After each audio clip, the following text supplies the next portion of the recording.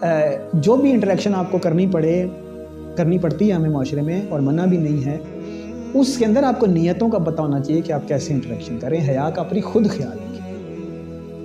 और सतर ढांकना, ये सारी चीज़ें ये तो बहुत ज़रूरी हैं, क्योंकि ये इस्लाम में कवानीन बना दिए गए, ये तो हैं ही हैं।